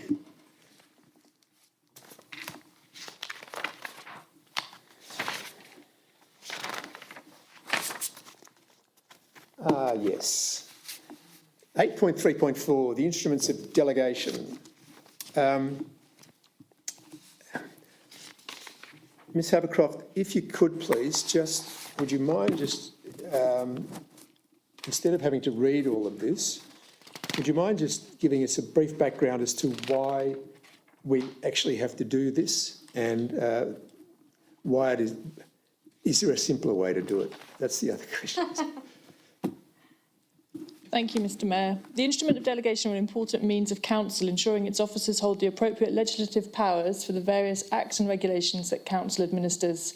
There's two principal forms of instruments of delegation, one from the councillor to the chief executive and then one from the council direct to officers, and both are being covered this evening. So this evening, in this first report, there's three principal areas of change. One, the normal routine that we've got some new staff and some staff that have left, so operational resources that are effective from this evening if this recommendation is endorsed. And then secondly, as has already been discussed this evening, there's a restructure which will be in place from the 9th of January. So instead of bringing these back at the end of January, we're asking for a recommendation to be endorsed that the instruments of delegation run from the 13th of December till the 8th of January, and then we sign and seal this evening from the 9th of January onwards as well. And the third item is that the council is recommending that we change the signatories of section 173 agreements. So historically they have come to council for signing and sealing in the green envelope here, and we're proposing that they are done under delegation so that the council this evening provides that delegation to members of the council staff to undertake on your behalf. That's the principal reason for this report this evening. Thank you. Could I have a mover and a seconder, please? Councillor Prime. Second. Councillor Hughes. Councillor Prime.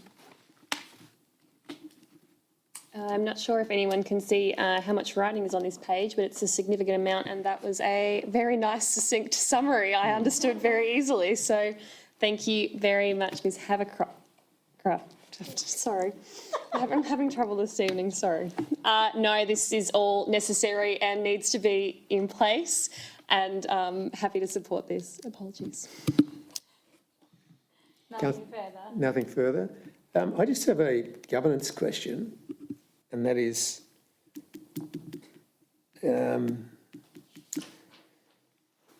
number 2 and number 3. We're signing them now to come into effect in the future. Can we actually agree to agree? Is that agree to do something in the future? It's just a simple governance question. I'm not sure. Thank you, Mr Mayor. So I'm going to say yes on the basis that this report was drafted by a governance officer. Thank you. That gives me the assurance that I wanted. Yes, thank you. Any other comments by any councillor on this? No? In that case, let's put these recommendations to the vote. Those in favour, please.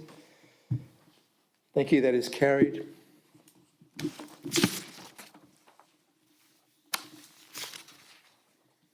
(8.3.5) Instruments of Appointment and Authorisation, the Planning and Environment Act. Again, Ms Havercroft, thank you. Thank you, Mr Mayor. So this is the second tranche of instruments of delegation. This is to provide authorisation specifically under the Planning and Environment Act to enable members of our teams to sign council delegation reports for planning applications. It's probably worth noting that one of the names in here is the Health, Safety and Risk Officer under the recommendations. That is done in order that a member of staff who is currently being seconded 2 days a week to support the planning team while they're under-resourced can take that delegation decisions on behalf of council. The question was posed to me why I didn't just place that person within one of the positions that is currently vacant. And it becomes quite confusing internally when two people hold the same post. We can do it under the delegations, that's no problem. But for the want of having Health and Safety and Risk Officer at the bottom of a couple of delegations while we recruit to the Senior Planning Officer post, I would like to keep the Senior Planning Officer post clear so that people know exactly what the hierarchy within the organisation looks like to our officers on the ground. Thank you. That's good governance. Thank you. Okay, so there are recommendations. There are 4 recommendations here. Could I have a mover and seconder, please? Councillor Prime, Councillor Janus, Councillor Prime. No, nothing with me. Happy with that summary and happy to support this. Thank you. Thank you. Councillor Janus.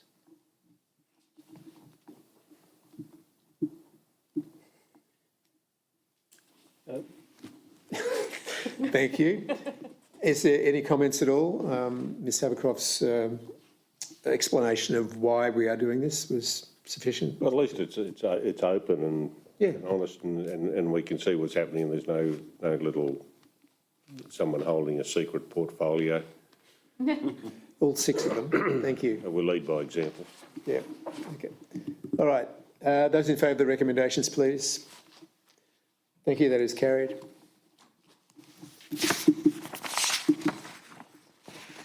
Right. We are up to item 9, the informal meetings of councillors. We have 5 noted there. The recommendation is that the summary of the informal meetings of councillors for November, December 2022 be received. Can I have a mover, please? Moved. Councillor Hughes. Councillor Kelly. Any commentary? No. Those in favour? Thank you. That is carried. Item 10, general business, starting from Councillor Janus. That worked.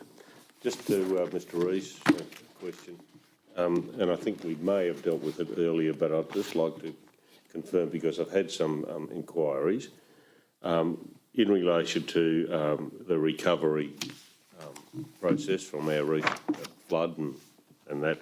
How is the council progressing regarding road repairs after the floods? And I know we've just given out some things, and are we actively communicating with those community members that are affected by, great big ruts and washouts in their roads? So we're keeping them up to date, just as part of our recovery and resilience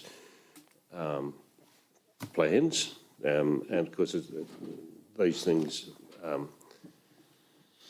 really do affect our residents when they think I've got a flooded road here or a whatever, and I haven't heard from council. I've reported, haven't heard from it, as opposed to my road hasn't been graded for 12 months. Some of these ones are quite serious. So I hope, I'll ask the question. Thank you, Councillor Janus. So there are 2 components of the flood recovery works. There was some very urgent, immediate work that needed to be done in order to make safe passage possible, and those were conducted immediately after the conditions allowed contractors to commence. The second phase, which is the contracts that we spoke about this evening, in some areas works have tentatively commenced and contractors mobilised on the understanding that this particular event is declared exempt under the Act in terms of mobilising contractors as fast as possible. Now that the contracts are awarded, there are 2 components of the communication. One, the contractors, as part of their obligations, are required to communicate with the residents and affected landowners in the areas that they're responsible for, and we'll also support that with communications through our communications officer. Just another item of general business, Mr Mayor. I recently went to a meeting with Chestnuts Australia, and I think it's relevant to perhaps bring it up at this meeting. There's been another small outbreak of chestnut blight within the Wandilligong, Oblique, Owens-Robin area. They've identified at least 38 trees at this point. They weren't seeking any direct financial support from council at this point, but and they're making a plan, putting a plan together with the relevant department. However, there is, even though it is a very small possibility, they say, that chestnut blight with the chestnut tree is a form of oak tree, and we have some, within our shire, some significant oak trees. And as our shire, that's part of our tourism industry. And I'd probably just ask as well that our tree staff be aware of it. Our emergency management coordinator was there at that meeting, and I'm sure she's briefed the relevant staff on that, but it's something we need to keep an eye on. The chestnut industry in the Alpine Shire is at least $10 million a year, at least. Plus, and there's figures up to $80 million, depends on how you look at it. But it is a significant part. The Alpine Shire, I think, grows the most chestnuts in Australia, actually. And then we have our close neighbours in Indigo as well. So it's an issue that we need to keep an eye on, and I think some communication, perhaps on our Facebook page about it. There is an officer within Chestnuts Australia who will, once contacted, and our staff have her number, will come and assess trees if they're suspected of having chestnut blight. And that's important, and that includes the small backyard hobby farmers. Not the commercial growers know what they're working with, but not always the small. Someone who's just bought 5 acres of land, it's lifestyle, and they've got a lovely big chestnut tree out, and suddenly it starts dying for some reason. There could be a reason that it's doing that, and it could be chestnut blight. Thank you. I think the CEO's noted. Noted. For Thank following you. up. That's, Thank you. That's me. Councillor Hughes. Thank you. As some businesses and families and teachers and students are all winding up the year, it's been a big year for a lot of people. Just wishing everybody best wishes for themselves and their families. If you're travelling, stay safe. If you're sticking around or you're travelling to the Alpine Shire, please be patient. Staffing is still an issue for many businesses, and with an influx of people coming here, we just need to be mindful that, you know, things might not happen as quickly as we are used to. So just a big shout out to everyone that's about to ramp up for Christmas. Good luck, and we've all got you. But yeah, Merry Christmas, everybody. Councillor Prime. Just a Merry Christmas, everyone, from me. That'll do. Oh, well done. You could sing it if you want. I'll not do that. Councillor Kelly. Thank you, Mayor. 2 items of general business. Firstly, one on behalf of Councillor Keeble, who is an apology today. The standard and services of our public toilets and cleaning of those, I know, has been a conversation topic at a number of briefing sessions, and officers have briefed us on the work that's underway to address some of those concerns. We're heading into an upcoming pretty busy holiday season, no doubt. I was wondering whether there's any update tonight on where those services are at. Ms Havercroft. Thank you, Councillor Kelly. You're correct that we've had our attention drawn to substandard cleaning across the Shire, and there has been a focus on the public amenity spaces, including the toilets. We've had a lot of detailed conversations about the issues that have arisen with the contractor that currently has that role, and conversations between the contractor and the person that's managing that contract are leading us to determine that we should have another contractor in the Kiwa Valley over the summer period, so that that travel and the resourcing can be better accommodated. We recognise, though, that just putting people on it if we're not sure what that standard of cleaning should look like is very clear. So we're also hoping that we will place our own resource to make sure that the standard is exactly where we're expecting it to be and that it's maintained. That is particularly relevant in the next fortnight as we roll into the summer holidays proper. And the place becomes much, much busier. I'd ask people, if they're in those facilities and they aren't to standard, that they call the number that is on the wall and they make that position clear. And if they have concerns, that they write to council@info@alpineshire.vic.gov.au. So we're also made aware of the standard of the cleaning that's out there. Thank you, Councillor Keeble, for raising it. Thanks, Councillor Kelly. And your own. Thank you, Mayor. Yeah, just one other, and thank you, Ms Havercroft. The next one might be land on your desk too. Just mindful, we had another interest rate rise last Tuesday. Cost of living pressures, anecdotally, are having an impact on our community.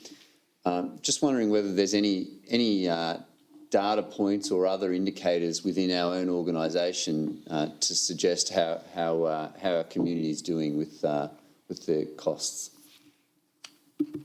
Thank you, Councillor Kelly. So there's a couple of points on this, and if I may first, I'd just like to extend what's happening with regards to the landslip, and Mount Beauty has shown, and Falls Creek has shown, a really demonstrable drop in their commercial income over this time, and that people are probably really struggling there. So not directly related to the cost of pressure from interest rates, but certainly in our shire, people will be feeling that quite strongly in the coming months, and I don't think there's going to be a quick resolution to the landslip or the growth back in their businesses. So just to note that. Within our own research, we've really gone to the rates data to have a look at what that looks like.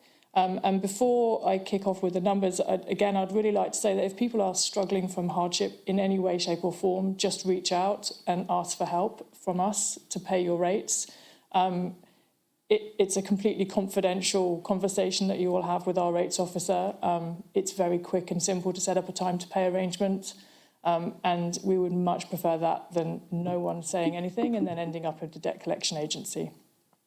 On that note, from the 9th of December until the 9th of January, we won't take any debt collecting action at all. So everyone is allowed a little window. If they are in debt with us and the debt collection agency is there, they won't be enforcing over the Christmas period. So it's interesting from our rates data that actually there is a small dip this year in comparison to last year on the number of overdue rates that we had. So in April and June of 21, we had 1,098 overdue rates notices. And the same period this year is 1,084, so a tiny drop. And the number of files that were referred to our debt collection agency in April to June of 21 for an early intervention conversation last year was 541, and for the same period this year is 488. So that there isn't a demonstration in those figures that there's a reduction in the number of people that are paying their rates. But that doesn't mean that there aren't people who are struggling to pay their rates and they're still meeting those deadlines. So again, just if you're having hardship issues, just give us a ring and ask for some time to pay. Thanks, Ms Havercroft, and certainly early heads up can always help with these things. I think that's a great point. Thanks, Mayor. Thank you. I'm going to ask the CEO if he's got anything in general business tonight. It's not customary, but he may have something that might be shire-wide that he could share. If not, I've got one item. Thank you, Mr. Mayor. I have nothing, but I shall make sure I'm better prepared for the next council meeting. Right, I thought I might just do that too. Look, I have one item of general business, and that is one of our previous councillors and mayors, Darryl Pearce, has had some recent health issues. However, he is back home now and tells me that he is doing exceptionally well. So just we hope your Christmas is good, Darryl. Item 11, motions for which notice has previously been given. None. Receptions and reading of petitions. We have none tonight. Item 13, the documents for sealing. We have 6 documents tonight. Could I please have a mover and a seconder for that, please? Councillor Kelly and Councillor Prime. Thank you very much. Those in favour? Excellent. Now, I'd just like to say now that this is the last one for the season. So look, everybody please have a safe and happy holiday season, especially if you're travelling. A quick reminder that our first council meeting for next year will be the 31st of January and it won't be in February. I'd also like to just say at the end of this year, I really thank the UK VCA for continuing support in the gallery. And I'd like to thank the Bright Chamber of Commerce for a representative tonight. And for the Wandie School, Mayor Elke and Councillors Zeke and Layla, I'm going to close the meeting at 6:58 with the gavel. Thank you very much.